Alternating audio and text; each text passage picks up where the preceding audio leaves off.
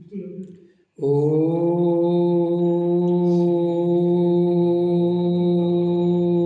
नमः सिद्धेभ्यः। ओम नमः सिद्धेभ्यः। ओम नमः सिद्धेभ्यः। निर्मल ज्ञान परिठिया कम कलंक डहेबी अपाल दौजेण परु ले परम पिड़बेबी सब करम मलिकाना हर प्राप्त कर निज आत्मा जो लीन निर्मल ध्यान में नम कर निकल परमात्मा संतप्त मानस शांत हो जिनकी गुणों की गान में वे वर्तमान मान जिन विचरे हमारे ध्यान में। योग सार ग्रंथ है, पृष्ठ क्रमांक 23। योग सार प्रवचन पूज्य गुरुदेव श्री कांजी स्वामी के इस ग्रंथ पर जो प्रवचन है वो छपे हुए हैं योग सार प्रवचन के रूप में। जयपुर से प्रकाशित एक ग्रंथ है।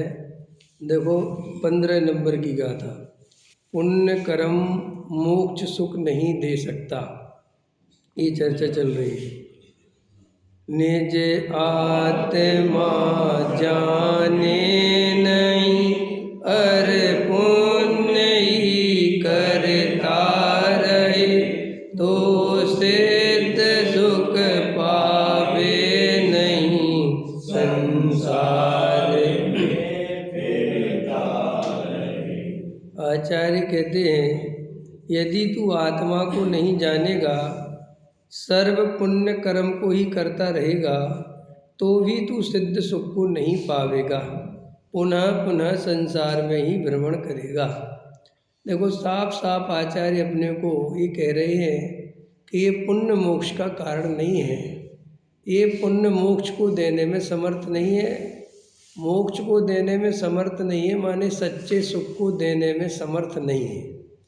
पुण्य से केवल आपको भोग सामग्री मिलती है, अनुकूलताएं मिलती हैं, लेकिन भोग सामग्री और अनुकूलता सुख का कारण नहीं है। वो तो परंपरा से देखा जाए तो दुख का ही कारण है, आकुलता का ही कारण है, और उसको भोगने की इच्छा और भोगने का भाव पाप भाव है, और उसके फल में जीव नरक निगोदी चला जाता है। वास्तव में पुण्य का फल परंपरा से तो नरक गति का कारण है, अधोगति का कारण है। ये जो सारा जगत पुण्य के पीछे दौड़ता है और सारा जगत पुण्य पुण्य पुण्य की प्रेरणा देता है, और कई लोग पुण्य को परंपरा से मोक्ष का मार्ग मोक्ष का कारण कहते हैं, लेकिन कोई कारण वारण नहीं है, क्योंकि जगत जिस पुण्य को पुण्य समझता है वो पुण्य मोक्ष मार्ग में कोई कार्यकारी है ही नहीं। और मजेदार बात सुनो, जो पुण्य मोक्ष मार्ग में कार्यकारी है, परंपरा से कारण है, वो पुण्य जगत जानता ही नहीं। आया समझ में? जैसे शास्त्रों में कहीं ये बात आपको लिखी मिल सकती है, लिखी भी है कि पुण्य परंपरा से मोक्ष का कारण है। इस पे अपन ने बहुत पहले व्याख्यान किया है।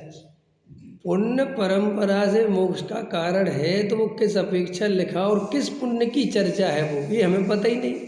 हम तो एक बाहर की स्थूल क्रियाओं को मोक्ष मार्ग समझ बैठते हैं या मोक्ष का कारण समझते हैं, जैसे व्रत, उपवास, नियम, संयम, बाहर की क्रियाएं, पूजा पाठ, भक्ति, दान, मंदिर बनाना, आश्रम बनाना, बाहर से ब्रह्मचारी बन जाना, त्यागी वृत्ति बन जाना, रूखी सूखी रोटी खाने लगना, ये कोई मोक्ष मार्ग के कारण ही नहीं है।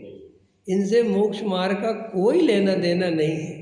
समझ में आया कि नहीं है? मैंने बाल छोटे कर लिए या बाल बड़े कर लिए, या मैंने कपड़े ऐसे पहन लिए या कपड़े वैसे पहन, इनसे क्या लेना देना? ये तो सब जड़ की क्रिया है, और इस जड़ की क्रिया मैंने करी, ये मान्यता अगर है तो महामिथ्यात्व है पहले नंबर पे। समझ में आया?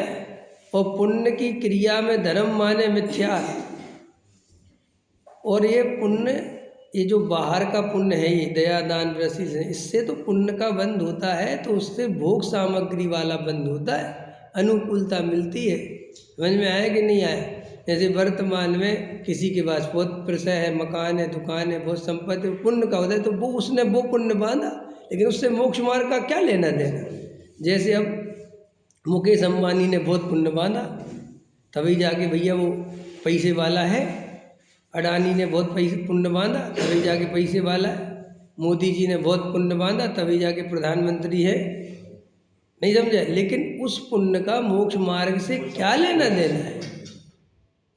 आप समझ रहे मैं क्या कह रहा हूँ? भाई वो पुण्य जो उनको मिला है, उनसे बेचारों के जीवन में क्या क्या आया, क्या मिला? आकुलता मिली, दुख मिली, परेशानी मिली, और इसका फल अब जो आएगा वो कितना भयंकर आने वाला है। भाई पुण्य के फल में जो सामग्री मिलती है और उसमें जो रचता पचता है, उसका फल तो नरक है। बहु आरम परिग्रह का फल नरक है। समझ में आया कि नहीं आया? तो अपन जिस पुण्य के लिए सारा जगत प्रेरणा देता है, जिस पुण्य की बात करता है, वो पुण्य तो दो कौड़ी का है, वो तो मोक्ष मार्ग है ही नहीं। जैसे अशुभ की अपेक्षा शुभ अच्छा है, अशुभ की अपेक्षा शुभ अच्छा है, कोई अच्छा बच्चा काहे का अच्छा है? नहीं समझ में आया? भाई संसार की भावना, सब भोगों की भावना तो महादुख की भावना है, चार गति में रुलने की भावना है। तू जो पाप छोड़कर पुण्य को करना चाहता है, तो आचार्य कहते कारण तो बता, तेरे पीछे रीजन क्या है, क्यों करना चाहता है? तो कारण उसका यही है कि पुण्य से अनुकूलता मिलती है, पुण्य से भोग सामग्री मिलती है, पुण्य से सम्यक दर्शन मिलता है, इसलिए पुण्य किसी को नहीं करना है। आया समझ में? आप पुण्य इसलिए नहीं करते कि आपको सम्यक दर्शन हो जाए। ये बात आप बहुत अच्छे से जानते हैं कि पुण्य करने से सम्यसन कैसे मिल सकता है, ये बात जानते हैं हम। भगवान का पल्ला झुलाने से सम्यसन का क्या लेना देना है? भगवान का प्रक्षाल करने से सम्यसन का क्या लेना देना है? तो साहब फिर क्यों करते हैं? पुण्य के लिए करते हैं। और वो पुण्य तुम्हें इसलिए चाहिए कि तुम्हें संसार में अनुकूलता बनी रहे, ये दिमाग में भरा पड़ा है। समझ में आया? पुण्य की सामग्री मिले, तुम्हें अंबानी सुखी दिखता है, तुम्हें मोदी जी सुखी दिखते हैं, तो हमें लगता है देखो साहब, सब पुण्य का खेल है, सब पुण्य का खेल है। सारे जगत में क्या हल्ला होता है? अरे साहब उनका बहुत पुण्य का होता है, बहुत पैसा बहुत आता है। तो तुम्हारे अंदर में वो पुण्य के प्रति वो लाड टपकती है कि यार ऐसा पुण्य हमारा क्यों नहीं है? तो हमने कह दिया तुमने पिछले जन्म में दया दान पूजा भक्ति नहीं करे, तो इस जन्म में करो। और अशुभ से डरता है, अशुभ से इसलिए डरता है, अशुभ भाव से नहीं डरता, अशुभ भाव के फल से डरता है। यह समझ में कि नहीं? जैसे रोड चलते किसी स्त्री को देख के राग आया, समझ में आया, विकार आया, तो उससे बोलता कुछ नहीं है, समझ में आया, कुछ कहता नहीं है। अंदर विकार आया, वो चला गया, तो कहता क्यों नहीं है? डर के मारे। ये विकार आ गया, ये गलत बात है, ये चीज़ नहीं होनी चाहिए, ये नहीं आता। अगर मैंने किसी को बता दिया तो मेरी इज्जत चली जाएगी। मैंने वो आप समझे उसके फल से डरता है, वो परिणाम ही दुख रूप है, ये इससे नहीं डरता। हमें पुण्य के फल की इच्छा है, पुण्य का भाव जबरदस्ती करना पड़ता है, और पाप के फल की इच्छा नहीं है, और पाप का भाव अपने आप होता है। आया समझ में क्या बोला मैंने? पुण्य के फल की इच्छा है, पुण्य के भाव की इच्छा नहीं है, वो जबरदस्ती करना पड़ता है। और पाप के फल की इच्छा नहीं है, और पाप भाव अपने आप होता है, क्योंकि अंदर में मिथ्यात्व भरा पड़ा है। और जो मिथ्या दृष्टि जीव होगा वो ये पुण्य पाप का भेद करके संसार की ही वासना से ग्रसित है। तो आचार्य कहते हैं कि ये जो परंपरा से पुण्य को मोक्ष का कारण कह दिया है, एक तो वो उपचार है, और फिर दूसरी बात, उपचार में भी कौन सा उपचार भाई? उपचार में भी कौन सा उपचार है? क्रिया कांड वाला उपचार नहीं है, समझ में आया? ये पूजा पाठ भक्ति वाला उपचार नहीं है, तत्व विचार। ये जो तुम प्रवचन सुन रहे हो, ये जो आत्मा की बात सुन रहे हो, ये है वो पुण्य परंपरा से मोक्ष का कारण। और कोई पुण्य परंपरा से मोक्ष का कारण नहीं है कि तुम सम्य सागर का पहाड़ चढ़ गए, बिना चप्पल के पाँव में छाले पड़ गए तो मोक्ष मार्ग में कुछ निमित्त बनेगा। वो कोई मोक्ष मार्ग का उसका कोई संबंध ही नहीं है। तुमने 20 उपवास करे, तुम्हारी हड्डियाँ निकल गई, बिल्कुल पसली निकल गई, तुम सोचो कि इससे मोक्ष मार्ग का संबंध, कोई संबंध ही नहीं है।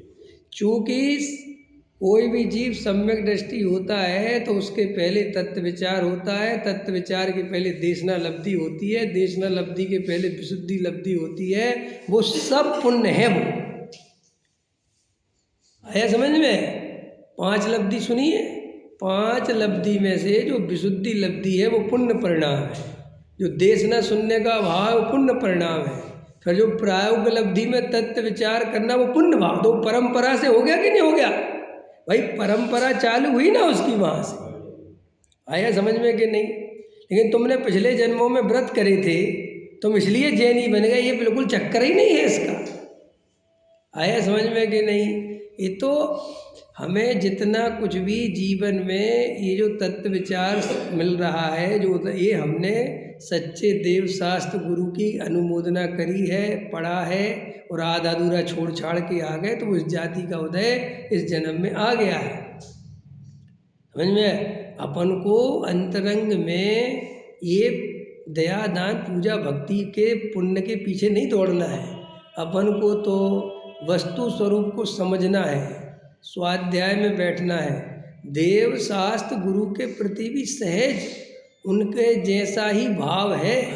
जैसे प्रभु आप हो वैसा ही मैं हूँ, इसलिए आपके प्रति ऐसा भाव आता है। आप हमारे आइडियल हो, मुझे आपके जैसा बनना है। इससे ज़्यादा हमारा कुछ भी नहीं है। देखो, कल एक डिबेट हो रही थी, परसों हुई थी वो डिबेट, कल मैंने सुनी थी। एक जावेद अख्तर आया था उसमें, और एक मुफ्ती करके उनका मुसलमानों के वो आए थे, वो भी स्कॉलर थे, PhD थे। तो दोनों की इस बात पे चर्चा थी कि ईश्वर है या नहीं, खुदा है या नहीं। समझ में आए कि नहीं आए? और खुदा अगर है तो क्या वो सारी दुनिया का संचालन करता है? बहुत अच्छी डिबेट थी, 1 नंबर की डिबेट थी। 1 घंटे 54 मिनट की, और अभी पूरी दुनिया में अभी उसका बहुत चर्चा हो रहा है। तो जावेद अख्तर नास्तिक आदमी है, वो खुदा वुदा को नहीं मानता, वो भगवान को ऐसा नहीं मानता। वो कहता है ये सब छोड़ो। राज्यपाल है सर, कहीं का राज्यपाल है? नहीं, अब कहीं का राज्यपाल नहीं। वो आप दूसरा समझ रहे हैं, वो आप दूसरा समझ रहे हैं। वो भी एक बहुत गजब का आदमी है, वो भी काबिल आदमी है। वो उधर का है, वो तुम्हारे केरल का वो था राज्यपाल जिसकी आप बात कर रहे हैं, वो भी बहुत अच्छा आदमी है। तो वो कल मैंने सुनी तो पूरा जावेद अख्तर जैन दर्शन बोल रहा था, लेकिन वो जैन दर्शन बोल रहा है ये बात उसे पता नहीं है। अब समझ रहे मैं क्या कहना चाहता हूँ? उसकी एक एक बात, एक एक लॉजिक, जिसका जवाब किसी दर्शन के पास नहीं है, सिर्फ जैन दर्शन के पास है। समझ में आया कि नहीं? वो ही बिल्कुल बातें थी उसकी कि तुम्हारा अगर भगवान है, तुम्हारा अगर खुदा है, और उसने दुनिया बनाई है, समझ में आया कि नहीं आया? तो ये दुनिया बनाने के पहले वो क्या कर रहा था, कब बनाई उसने? समझ में आया कि नहीं? 2 जवाब कि नहीं साहब, उसका एक दिन मन हुआ, बिल्कुल ऐसी बात। ये जो कंसेप्ट है ना ब्रह्मा वाला, यही कंसेप्ट खुदा का है, बिल्कुल सेम कंसेप्ट कि साहब उसने एक दिन बनाया और ऐसा ऐसा बनाया, क्रिएट किया सब चीज़ें। तो क्यों किया, क्या ज़रूरत पड़ गई थी? जब वो बिना क्रिएट के रह रहा था ना पहले, तो फिर बाद में क्रिएट क्यों किया? समझ में? और फिर दूसरी बात, जब वो ही दुनिया को चला रहा है तो शैतान किसने बनाया? समझ में आया नहीं? आदमी जब गलत रास्ते जाता है तो क्या उसकी मर्जी से जाता है? और कहोगे नहीं अपनी मर्जी से जाता है तो फिर उसकी मर्जी क्या कर रही? भाई वो तो गजब का था पूरा, मतलब मैं अभी आपको नहीं, उसने पूरा मतलब एक एक चीज़, मैंने कहा काश, मैंने उसमें लिखा भी कमेंट्स कि जावेद साहब आप जैन दर्शन जरूर पढ़ो एक बार, आपके सब सवालों के जवाब बिल्कुल ऐसे ही मिलेंगे। हमारे यहाँ भगवान का कंसेप्ट ऐसा नहीं है। और बोले वो साहब बाद में सबसे बदला लेगा, एक दिन क़यामत आएगी। तो बोला इतना जुल्म होने के बाद आएगी? भाई आज ही ले आओ ना। है बड़ा बड़ा सुनना उसको, आप समझोगे आप। तो एक एक जैन दर्शन की बात थी। देखो हमारा जैन दर्शन न कर्तावाद का पुष्ट करता है, न व्यक्तिवाद का पुष्ट करता है, न कोई ऐसे भगवान या किसी खुदा की का वो बात करता है कि वो संचालन कर रहा है, वो करता है। और एक तो ये तो बहुत छोटी सी बात से खंडित होता है। ये बहुत लॉजिकल बात नहीं है, बहुत अनलॉजिकल बात है, जिसे लोग दुनिया बहुत बड़ा लॉजिक समझती कि क्या, कि भाई कोई भी चीज़ बिना कर्ता के नहीं बनती। कुम्हार ने घड़ा बनाया तो कुम्हार था ना, समझ में आया कि नहीं आया? फूल खिला तो खाद था, पानी था, सब था ना, तब जाके फूल बना ना।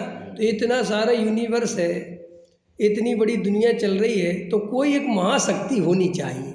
एक बिल्कुल सामान्य क्वेश्चन है और आदमी के दिमाग में बहुत जल्दी हाँ सही बात है, होना चाहिए। अब ये होना चाहिए का उत्तर किसी के पास नहीं था, तो सब ने एक ईश्वरीय शक्ति की कल्पना कर ली और सब ने उसका अपना अपना नाम रख लिया। अब जबकि उसका तर्क है कि भैया अगर वो करता है तो फिर उसका कर्ता कौन है? उस महाशक्ति को किसने बनाया? तो आपके पास इसका उत्तर नहीं, आप कहते वो अपने आप से। बस इसी से उत्तर ये आता है कि जब एक महाशक्ति अपने आप से हो सकती है, तो एक पुद्गल परमाणु की शक्ति अपने आप से क्यों नहीं हो सकती? 6 द्रव्य अपने आप से क्यों नहीं हो सकते? आया समझ में? उनका कर्ता धर्ता कोई क्यों होगा? और अच्छी अच्छी बातें थी उसमें। उनने कहा कि तुम्हारा भगवान जब सब कुछ जानता है, तो उसने ये क्यों नहीं बताया कि डायनासोर होता है? डायनासोर समझ में? ये तो वैज्ञानिकों ने खोज करी, लेकिन देखो जैन दर्शन बताता है कि डायनासोर था। कैसे? कि अपन के यहाँ आदिनाथ की जो काया है वो 500 धनुष लिखी है।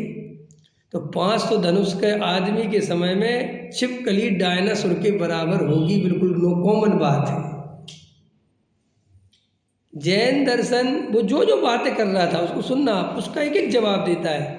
जैन दर्शन ने पेड़ पौधों में जीव है, ये बहुत पहले ही, हजारों साल पहले हमारे शास्त्रों में लिखा है। जब कोई विज्ञान नहीं था, जब कोई खोज नहीं थी, कोई शोध नहीं थी, आप कल्पना भी नहीं कर सकते 1000 वर्ष पहले के कोई आदमी कैसे बता सकता था। जैन दर्शन में हजारों वर्ष पहले पुद्गल परमाणु की शक्ति को बता दिया कि पुद्गल में क्रिएट होने की बहुत शक्ति है। समझ में आया? उसमें बहुत शक्ति, आज वो पुद्गल की शक्ति हमारे सामने आ रही है, लेकिन जैन दर्शन में बात बहुत पहले से पता रखी है। और हमारे यहाँ भगवान कोई व्यक्ति नहीं है, हमारे यहाँ कोई शक्ति नहीं है भगवान, हमारे यहाँ प्रत्येक आत्मा ही भगवान है। और वो आत्मा किसी की कृपा से परमात्मा नहीं बनेगा, वो अपनी ही पुरुषार्थ से आत्मा बनेगा, परमात्मा बनेगा। और देखो अनुमान से सिद्ध होता है कि परमात्मा बनने की गुंजाइश है। कैसे? जैसे जो आदमी आत्मा का ध्यान करता है, आत्मा की ओर जाता है, उसके अंदर नेचुरली 5 प्रकार के पापों की प्रवृत्ति छूट जाती है।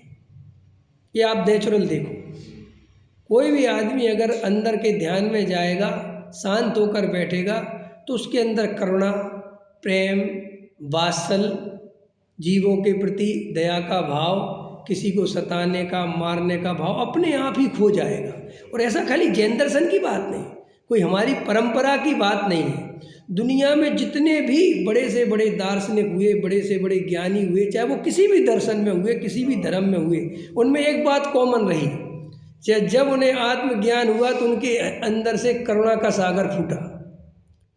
कोई भी ज्ञानी मांसाहारी नहीं रहा जगत में, अपने आप ही उसको अंदर से मांस खाने की भावना, शराब पीने की भावना, हत्या करने की भावना, दुख तकलीफ करने की भावना, बलात्कार करने की भावना आत्मज्ञान होते ही निकल जाती है। इसका मतलब ये अनुमान से सिद्ध होता है कि जब कोई चीज़ आत्मा में इतना जाता है तो इतना सुधर जाता है, और अगर वो पूरा चला जाएगा तो पूरा सुधर जाएगा।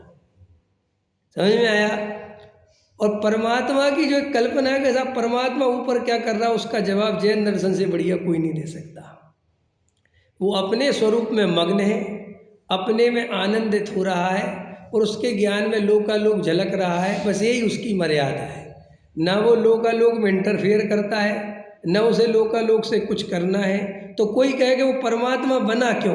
क्योंकि सच्चा सुखी होने का उपाय, अनंत काल तक सुखी रहने का उपाय यही है। क्योंकि मैं आज का नहीं हूँ, ये बात साइंस भी मानता है कि इस प्रकृति का अस्तित्व, ये चेतन अचेतन आज के नहीं है। ये लाखों करोड़ों वर्षों की गणना करते करते वैज्ञानिक थक गए हैं, लेकिन वे छोर तक नहीं पहुंच पाते। वो कहते नहीं अभी और है, अभी और है, अभी और है, अभी और है। नहीं समझ में आया? मतलब हमारी अनादि काल से सत्ता चली आ रही है और हम अनंत काल तक रहेंगे। क्यों रहेंगे? इसका कारण मैं बता सकता हूँ आपको कि क्यों रहेंगे हम। क्योंकि प्रकृति में ऐसा कोई भी तत्व नहीं है कि जिसकी सत्ता को आप नष्ट कर सके। बताओ। देखो भाई, मैं जीव हूँ, आपको मैं तो दिखता नहीं, मैं अमूर्तिक हूँ और मैं कहाँ चला जाऊँगा आपको नहीं पता, ठीक है? तो आप मेरे अस्तित्व पे संदेह करते हैं, आप अपने ही अस्तित्व पे संदेह करते हैं कि हम रहेंगे कि नहीं रहेंगे, हमारा क्या हो। लेकिन मैं आपसे पूछता हूँ, ये तो आपके सामने है ना, है इतना सा गुटका, आप में दम होए तो आप इसको नष्ट करके बताओ। आप इसका रूप बदल सकते हो, आप इसके टुकड़े टुकड़े करते सकते हो, है क्या डिस्ट्रॉय बोलते हैं, कोला बना सकते हो आप, बिल्कुल इसकी बारीक धूल बना सकते हो। लेकिन इसका अस्तित्व मिटा के दिखाओ, इसकी शेप बदल सकती है, इसका सब कुछ बदल सकता है। तो वो जैन दर्शन पहले ही कहता है कि द्रव्य में एक पर्याय नाम की व्यवस्था है जिससे उसकी अवस्थाएं बदलती हैं, लेकिन मूल द्रव्य नहीं बदलता। ये तो बहुत कॉमन बात है। विज्ञान भी ये कहता है कि हम किसी चीज को तोड़ते जाते हैं, तोड़ते जाते हैं, तोड़ते जाते हैं, तोड़ते जाते, तोड़ते जाते, तोड़ते जाते, तोड़ते जाते, तो अणु में बदल जाती है। और जैन दर्शन अणु की परिभाषा क्या बताता है? जिसके दो टुकड़े ना हो सके उसका नाम अणु है। और विज्ञान बिल्कुल एग्री है, वो कहता बिल्कुल सही कह रहे हैं, क्योंकि हमने बहुत तोड़ा पुद्गल को, तो वो न्यूट्रॉन, प्रोटॉन और इलेक्ट्रॉन, इसमें वो टुकड़े टुकड़े तो हो गया, लेकिन हम उसको नष्ट नहीं कर पाए कि भाई खत्म ही हो गई बात। तो जब एक पुद्गल परमाणु का अस्तित्व हम खत्म नहीं कर पा रहे, तो मेरा अस्तित्व खत्म हो जाएगा, ये कैसे संभव है? इसका मतलब मेरी भी पर्याय बदलती हैं, मैं नहीं बदलता। कितना बड़ा सत्ता सिद्ध होती है, बोलो। और जब आदमी नीचे की तरफ गमन करता है, आप समझ रहे हो, नीचे की तरफ समझ रहे हो? जैसे अभी अपन मनुष्य बीच में खड़े हैं, तो अपन नीचे की तरफ जाएंगे तो अब 4 इंद्री, 3 इंद्री, 2 इंद्री, 1 इंद्री हो जाएंगे। ये नीचे की तरफ है, तो फिर ऊपर की तरफ होगा ना कुछ ऊपर की भी तरफ गमन होना चाहिए ना, कि फिर ऊपर की तरफ है ना, कि तुम ऐसे सुख को भी प्राप्त कर सकते हो जहाँ शरीर के बिना तुम सुखी रह सकते हो। तुम्हारा देह और आत्मा अलग हो जाएगा, और तुम अगर एक बार अलग हो गए तो फिर अनंत काल के लिए तुम देह के बिना अनंत सुखी रहोगे। क्यों? क्योंकि तुम्हारे दुख का जो कारण बनती है वो देह ही बनती है। क्योंकि जो इंद्रियां ही नहीं रहेंगी तो वासनाएं जन्म लेंगी कैसे? भाई वासनाओं के लिए जन्म, वासनाओं का जन्म इंद्रियों के निमित्त से होता है। अगर एक इंद्री जीव के अंदर भी वासना है तो उसका कारण है कि वो एक इंद्री है, और जो अशरीरी हो जाएगा। इसलिए हमारे यहाँ एक ही टारगेट है। जैन दर्शन का क्या टारगेट है? सारे शास्त्रों का क्या सार है? जिनवाणी का क्या सार? अशरीरी सिद्ध भगवान, आदर्श तुम ही मेरे। मुझे ना देव होना है, ना मुझे अरहंत होना है, ना मुझे कुछ होना है, मुझे तो सिद्ध होना है। क्यों? सिद्ध होते ही आप जगत की व्यवस्था से हट जाते हो, आपके सारे संबंध विच्छेद हो जाते हैं और आप अनंत काल के लिए अपने स्वरूप में समा जाते हो, और वो ही सुख की अवस्था है। और उसको प्राप्त करने का कोई उपाय नहीं, सिर्फ यही उपाय है कि आप राग द्वेष करना छोड़ दो, कसाय करना छोड़ दो, जगत के परिणमन को सहज स्वीकार करो। बस यहीं तक तुम्हारी मर्यादा है और आप इसके साथ जीते रहोगे तो आप कुछ काल में सिद्ध बन जाओगे। और अगर आप करता धरता चेंज ये वो तो आप संसार में रहोगे। सीधा गणित है।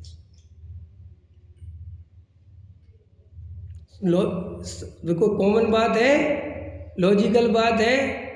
आपको इस पे कोई आर्ग्यूमेंट करना हो तो करो, आपको कुछ पूछना हो तो पूछो कि साहब ऐसा क्यों है। कल ऐसा ही हो रही थी डिबेट वहाँ नहीं समझा। मुझे बहुत मन करा कि काश यहाँ पर एक जैन दर्शन का कोई अच्छा विद्वान बैठा होता तो एक एक जवाब इनका दे सकते थे कि साहब आप ये पूछते लो साहब, आप ये पूछते लो साहब। हमारे यहाँ पर पक्षपात नहीं है कि भगवान अलग है हम अलग है। हमारे यहाँ तो कह रहे तुम सब भगवान और तुम भी उतने ही पावरफुल हो, ये भी उतनी ही पावरफुल है। कोई किसी प्रकार का पक्षपात जैन दर्शन में नहीं। फिर वो ये चर्चा चल रही थी, चर्चाएं बहुत थी उसमें कि साहब जो ये आदमी को सज़ा मिलती है तो अपन उतनी सज़ा तो दे नहीं पाते जितना वो गुनाह करता है, तो उन गुनाहों का हिसाब कौन करेगा, तो वो ऊपर खुदा करेगा। समझे। अब जबकि हमारे यहाँ बहुत अच्छा कंसेप्ट है कि कोई करने का क्यों ज़रूरत है। प्रकृति ने अपना सिस्टम खुद ही बना रखा है। तुम्हें अपने आप ही वैसा कर्म बनेगा बेटा, तुम्हारा उदय में आएगा, तुम भोगोगे। इसमें तुम्हारे लिए दूसरा कुछ है ही नहीं। कोई तुम्हें करके देगा, कोई ऊपर बैठा तुम्हारा हिसाब किताब ले रहा। तो दूसरी बात प्रश्न ये है कि अगर जो आदमी इतना हिसाब किताब लेके बैठा है वो कितना परेशान होगा भाई। उसकी जिंदगी तो दूभर हो जाएगी, उसका तो जीना ही मुश्किल हो जाएगा, क्योंकि जीव राशि अनंत और सबका हिसाब किताब है, किसको क्या सजा देनी है तो मर जाएगा। भाई कोर्ट का जज है, आपको पता है ये जज है ना, जज, ये लोग केस सुनते सुनते थक जाते हैं। 20 साल एक केस चलता है, क्योंकि ये सबूत, अब ये सबूत, अब ये सबूत, अब ये सबूत, अब ये, अब सजा देने को होता है। इतने में कहता है मिलॉर्ड हमारा वो आदमी जो है अभी सजा के लायक नहीं है, अभी उसको मेडिकल जांच होनी, उसकी तकलीफ है। तो कहता भैया ठीक है 2 महीने बाद फिर चल रही है डेट पे डेट। तो बताओ, जब यहाँ के इतने छोटे मोटे न्याय नहीं सुलझ पा रहे और वहाँ भगवान पूरी दुनिया का न्याय सुलझाने बैठा, वो तो मर जाएगा मुफ्त में है। और माता तुम और मनुष्य हो कितने से, फिर 1 इंद्री 2 इंद्री 3 इंद्री 4 इंद्री सबे ने भैया कौन कौन का हिसाब रखे है। और वो हिसाब भी ऐसा नहीं है कि भाई एक बार तुमने जो कर लिया, तुम 24 ही घंटे कुछ ना कुछ गड़बड़ कर रहे हो। मतलब भाई सोए अकेली गड़बड़ करी हो तो भाई अटेंडेंस लगा दी कि आज आया आज नहीं आया, ये तो 24 घंटे अटेंडेंस है। अब कौन सा भाव करा। देखो जैन दर्शन की व्यवस्था कितनी गजब की व्यवस्था है भाई। आपने राग किया तुरंत एक आरमाण परगणाएं फैली, वो अपने आप परिणमित होकर अभी चिपक जाएंगी, उदय बन जाएगा, सब हो जाएगा, कोई मतलब नहीं। अब ये अन्य मतों में पता किसी के यहाँ खुदा, अब जो ये है ना ये अन्य मत, इनके यहाँ पे एक यहाँ पे देवता बैठा रखा है भगवान ने, एक यहाँ पे राइट हैंड में बैठा रखा है पुण्य का देवता और लेफ्ट हैंड में बैठा रखा है पाप का देवता। इसलिए अपन क्या जो लेफ्ट से काम मत करो, लेफ्ट से काम मत करो, वो हल्ला मचाते ना, वो इसलिए वो लेफ्ट को बड़ा अशुभ बता दिया, क्योंकि यहाँ वो बैठा ना पाप का देवता। तो वो जो पाप का देवता है वो उसके पास भी एक कॉपी पेन है, और जो पुण्य का देवता है, सुनीता जी सुनिए बात के नहीं, हाँ नहीं सुनी भिंड में ही नहीं सुन पाया यार, ऐसी बात हमारे पास मिलेगी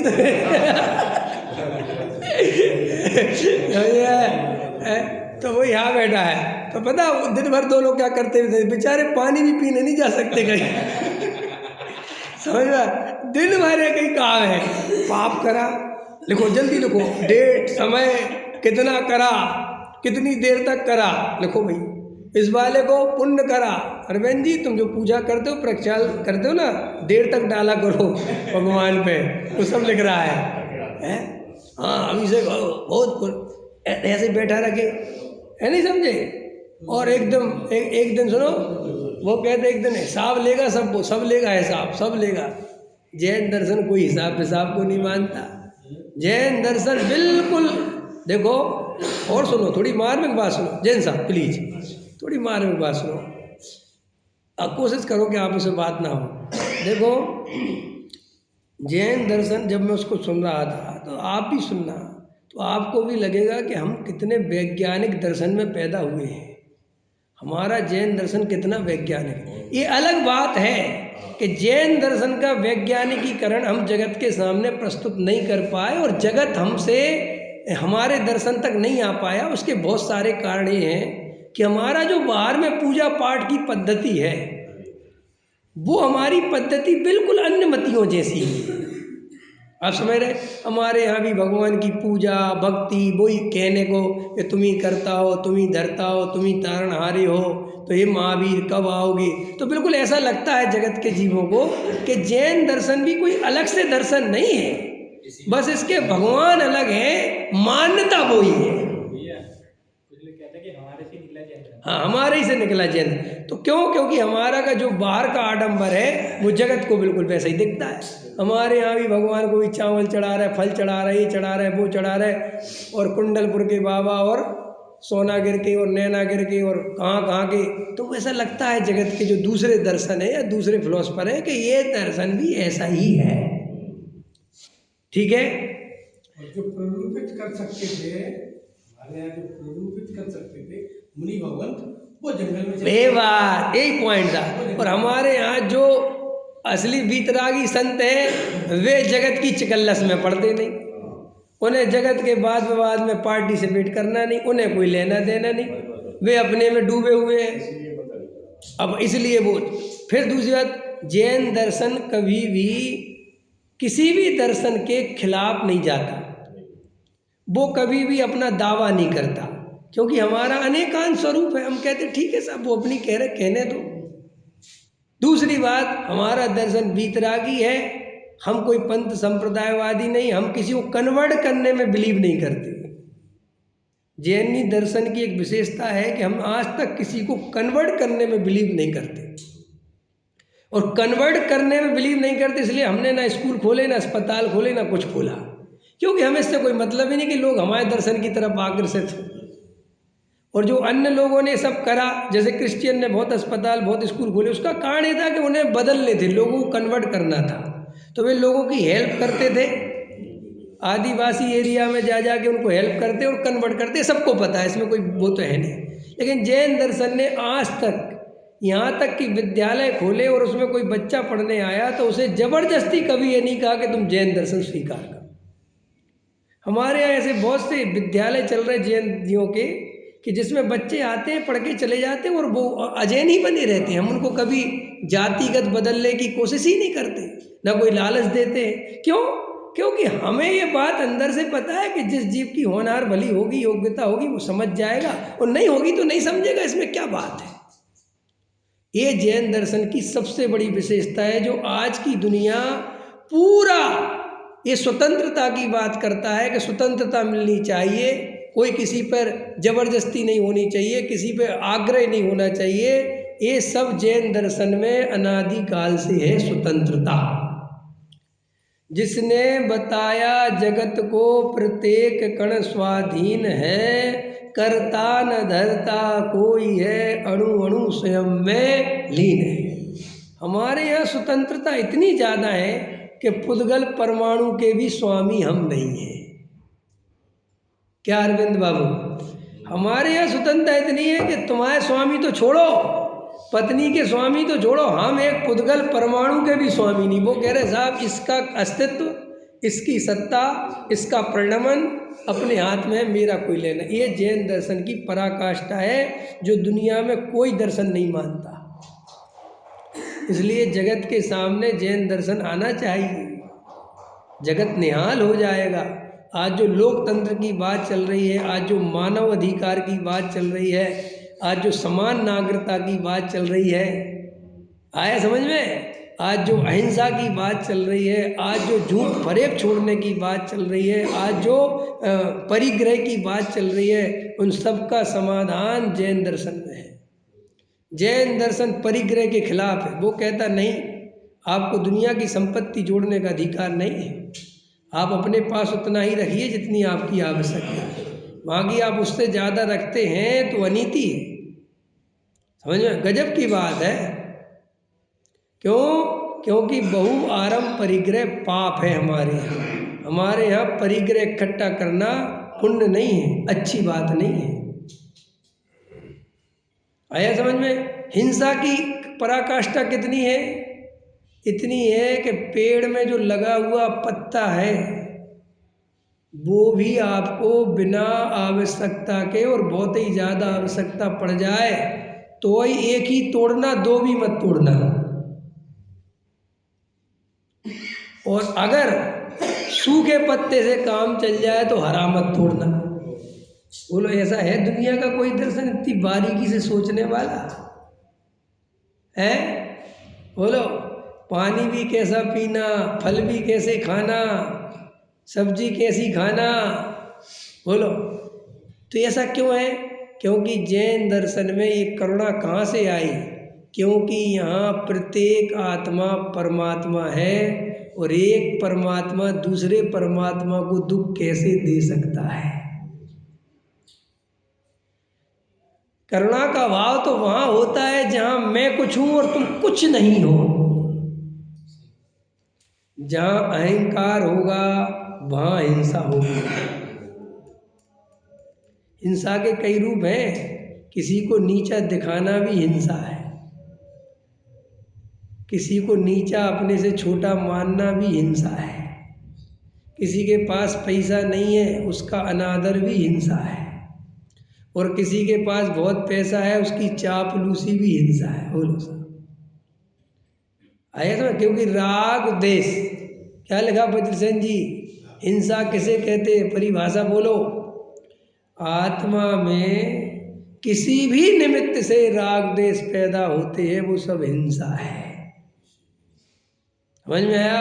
बड़े आदमी को देख के राग, हिंसा। छोटे आदमी को देख के गिलानी, हीनता, द्वेष, हिंसा। है कोई जगत में राग द्वेष हिंसा? दादा जी ने कहा कि तुमने राग कर लिया 5 पाप हो गए। हाँ, वो तो है। अरे राग ही तो पाप है, बाकी तो उसके भेद हैं। मूल में तो वो नहीं। आप समझो, दुनिया तो कितनी मोटा मोटा सोचती है कि किसी जीव को, उसमें भी चींटी को मार दो तो कोई हिंसा नहीं मानता। एक इंद्री की हिंसा नहीं मानता, 2 इंद्री की हिंसा नहीं मानता, 3 इंद्री की हिंसा ही नहीं मानता। अरे लोग गाय बैल भैंस खा जाते मार के, उनकी हिंसा नहीं मानता। माने मनुष्य को ही मारना अकेला हिंसा है, इसी का पाप है। लेकिन रियल में जैन दर्शन तो कहता है कि एक इंद्री जीव को भी सताने का भाव, सताया नहीं अभी, सिर्फ सताने का भाव बराबर की हिंसा है। एक पेड़ खड़ा हुआ है और तुम्हारी काटने की इच्छा हो गई, हिंसा प्रारंभ। एक पत्ता तोड़ दिया, व्यर्थ में हिंसा हो गई। तो जैन दर्शन के अनुसार अगर ये दुनिया चले तो कल ये बहुत अच्छा, उसमें ये भी टॉपिक था ना कि भाई तुम्हारे भगवान को मानने का फायदा क्या है? भाई बस अच्छी बात है, बताओ भाई।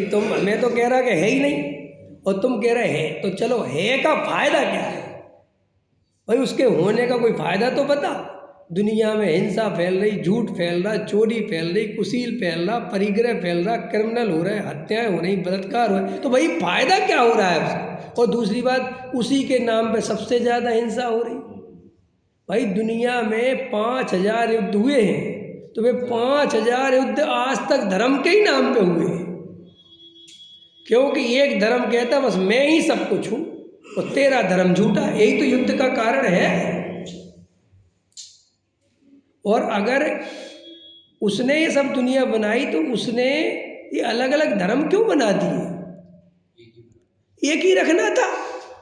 ये तो गजब की बात हो गई, लड़ाई झगड़े की जड़ ही पैदा कर दी खुद ने, कि आपस में लड़ो मरो धर्म के नाम पे, मेरे नाम पर। नहीं समझ में आया है? और सबके देवी देवता, सबके भगवान प्रेम भाव से भरे। ऐसा कैसा प्रेम भाव है कि हमें मानो तो ठीक और नहीं मानो तो बेकार? ये प्रेम भाव का लक्षण हो सकता है? ये तो कसाय का लक्षण है। प्रेम भाव तो वो है कि तुम मुझे मानो अथवा नहीं मानो, मेरे लिए तो सब बराबर है। आया समझ में? तो कल वो बात चल रही थी कि साहब आपके इन सब चीज़ों से मिला क्या।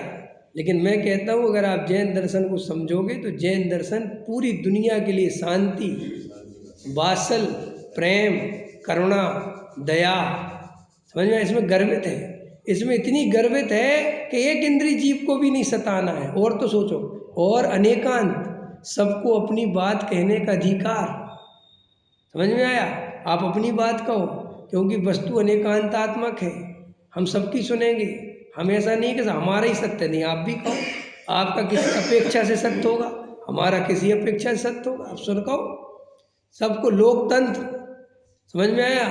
शिक्षा का अधिकार। जैन दर्शन अकेला दर्शन है जो सबको पढ़ाता है। अपन महिलाओं को उस समय से पढ़ा रहे हैं ब्राह्मी सुंदरी के समय से। हमने कभी ये नहीं कहा कि महिलाओं को शिक्षा मत, नहीं, हमने बराबर का जीव माना है, बिल्कुल बराबर का। बोलो, हमने स्त्री को भोग की वस्तु नहीं मानी।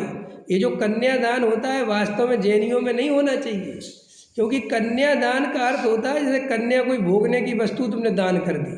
नहीं, ये बेकार की चीज़ है।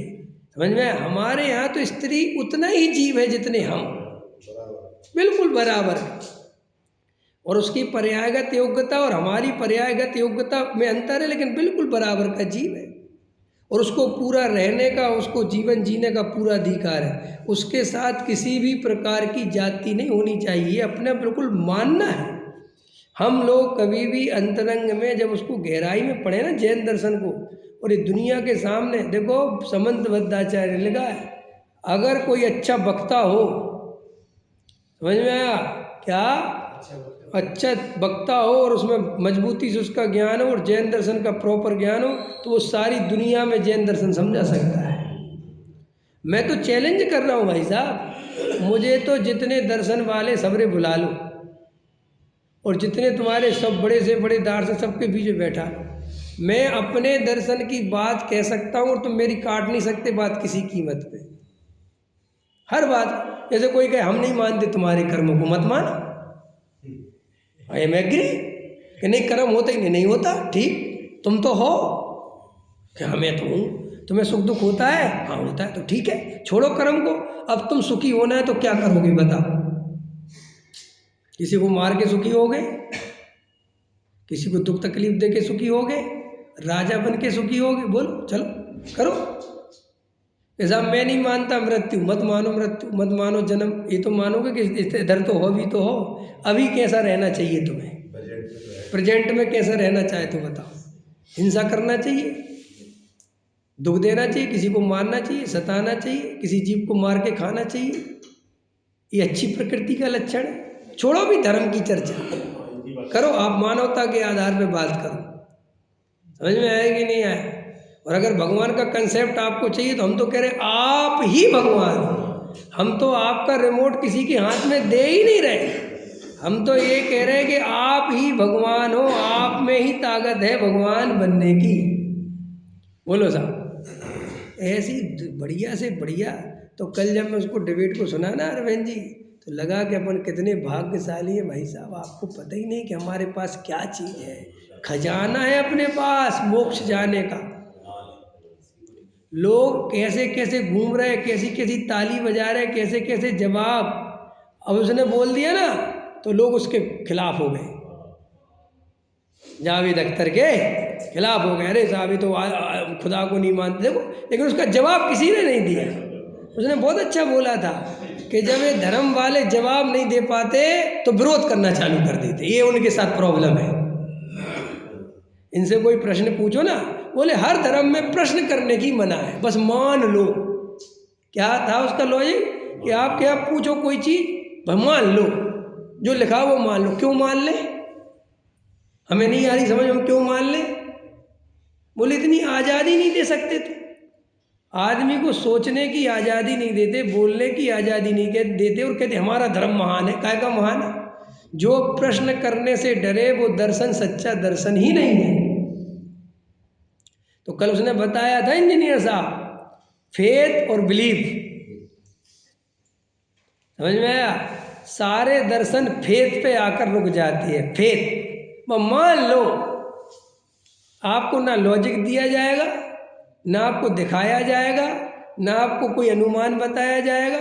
बस मान लो कि भगवान है और वो करता है, कि भाई कुछ लॉजिक दो, कि लॉजिक फॉजिक नहीं है, मान लो बस। तो वो यही कह रहा था कि मैं नहीं मान सकता ऐसी चीज। जब विज्ञान कोई बात बिना लॉजिक, बिना तर्के, बिना उसके नहीं स्वीकार करता, तो तुम, और विज्ञान कभी ये वादा नहीं करता, दावा नहीं करता कि हमने सब कुछ जान लिया। वो हमेशा ये कहता है कि हमने अभी बहुत कम जाना है, जानने के लिए भी बहुत कुछ बाकी है। और तुम्हारे धर्म तो सब ये दावा करते हैं कि हमने सभी जान लिया। भाई तुम्हारा धर्म तो सभी जानता है, तो बताओ ना आगे की बात है, बताओ ना पीछे की बात। लेकिन तुम्हारे पास कोई उत्तर नहीं होते। लेकिन वास्तव में मेरे मन में ये आ रहा था कि जैन दर्शन तो पहले ही ये कहता है कि परीक्षा करके ही मानना। माने वो कह रहा था कोई दर्शन नहीं ऐसा, लेकिन जैन दर्शन है परीक्षा प्रधानी। देखो 7 तत्व जो है, जीव, अजीव, आश्रव, बंध, संवर, निजरा, मुख, ये अनुभव से सिद्ध करे जा सकते हैं। इसमें आपको फेद की जरूरत नहीं है। आपको जीव मान नहीं लेना है, हम तुम्हें जीव दिखाएंगे। तुम्हें अजीब मान नहीं लेना है, हम तुम्हें अजीब दिखाएंगे। तुम्हें आश्रव मान नहीं लेना है, हम आश्रव दिखाएंगे। तुम्हें निर्जरा मान नहीं लेनी, हम निर्जरा संवर दिखाएंगे कि ये चीज है निर्जरा संवर। बोलो कितनी सरल है। राग देश का होना आश्रव है, और नहीं होना, ऐसा हो सकता है ना कि भाई हमें राग था और अब नहीं हो रहा, तो देखो हो गई ना संवर। और जब जिसके राग देश पूरे मिट जाएंगे, राग देश से मुक्त हो जाएगा, इसी का नाम मोक्ष है। और हम तुम्हें 6 द्रव, स्पेस की चर्चा है अपने यहाँ के नहीं, काल की चर्चा है कि नहीं, धर्म द्रव, अधर्म द्रव, और कौन सा बच गया, जीव द्रव और पुद्गल द्रव, चर्चा है कि नहीं। हमने पुद्गल के बारे में सारी शक्तियाँ बताई कि नहीं बताई, कि पुद्गल में ये सब शक्ति भरी पड़ी है। बोलो, स्निग्ध रूपत्वा बंधा, हमने मनः पर्याय ज्ञान की चर्चा करी कि नहीं, हमने अवधि ज्ञान की चर्चा करी ना, कि ज्ञान का विकास होता है। ये मनः पर्याय ज्ञान, ये अवधि ज्ञान, ज्ञान का विकास है। तो जिसका विकास होता है उसका ह्रास भी होता है। आया समझ में। और एक अवस्था ऐसी भी आ सकती है कि पूरा विकास हो जाए तो फिर ह्रास होने की गुंजाइश खत्म। जैसे भारत देश एक विकासशील देश है, तो विकासशील का अर्थ होता है कि विकास कर भी रहा है और अभी हो सकता है कि झटका लगे तो नीचे भी आ जाए। लेकिन जो देश विकसित हो गए बस खत्म, अब उनके यहाँ संभावना नीचे आने की नहीं है।